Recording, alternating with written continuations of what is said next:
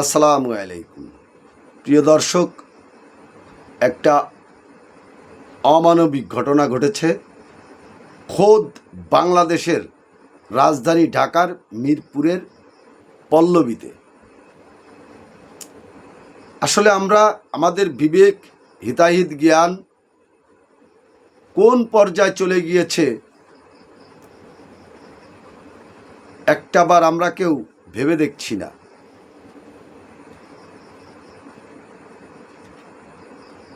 ওনার চারজন সন্তানের সন্তান পাওয়া গিয়েছে।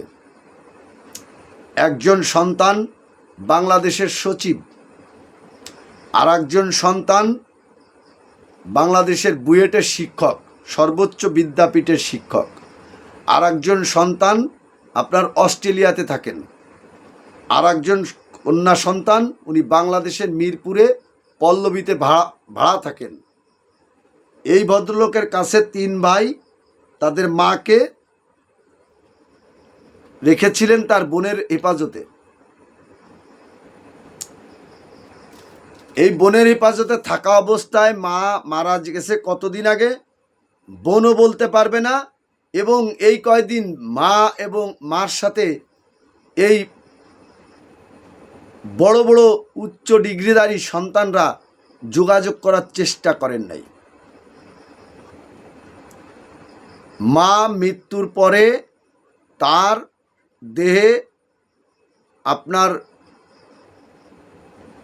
পোকা ঢুকে গিয়েছে, পোকা হয়ে গিয়েছে, ঘা হয়ে পোকা হয়ে গিয়েছে। পোকায় তার মাকে খাচ্ছে, পচন ধরে পোকা ধরে গেছে মার ডেড বডিতে।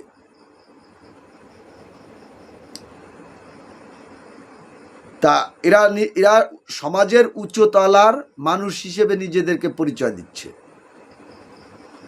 একজন বাংলাদেশের সর্বোচ্চ ক্ষমতাধর ব্যক্তি, আপনার আমলাদের ভিতরে সচিব, আর একজন বাংলাদেশের শ্রেষ্ঠ বিদ্যাপীঠ বুয়েটের শিক্ষক, আর একজন আপনার অস্ট্রেলিয়া প্রবাসী।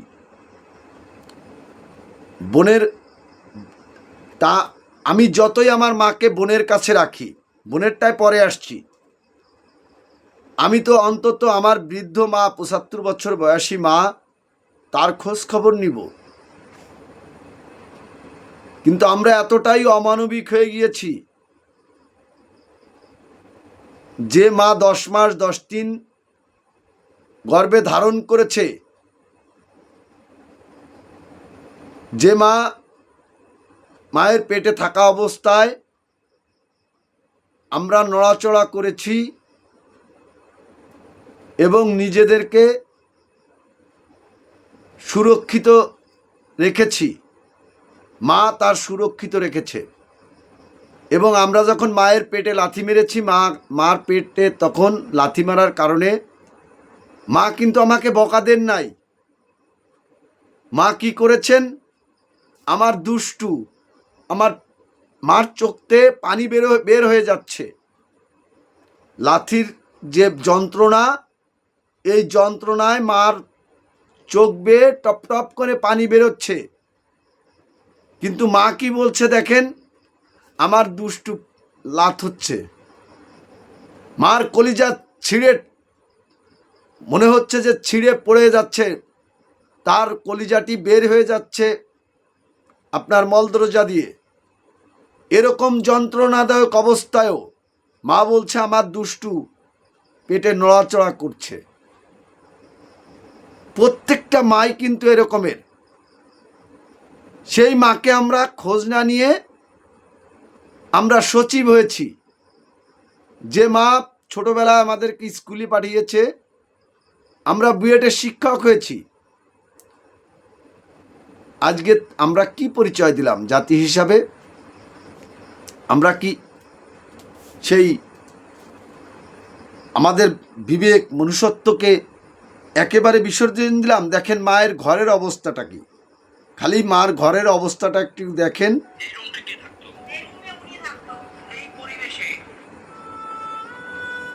দেখেন কি অবস্থা, কি অবস্থা দেখেন। বড় বড় ডিগ্রি নিয়ে এই জানোয়ার সন্তানগুলো কিভাবে তারা মাকে অবহেলায় অবজ্ঞায় ফেলে রেখেছিল অট্টালিকার উপরে, 5 তলার উপরে।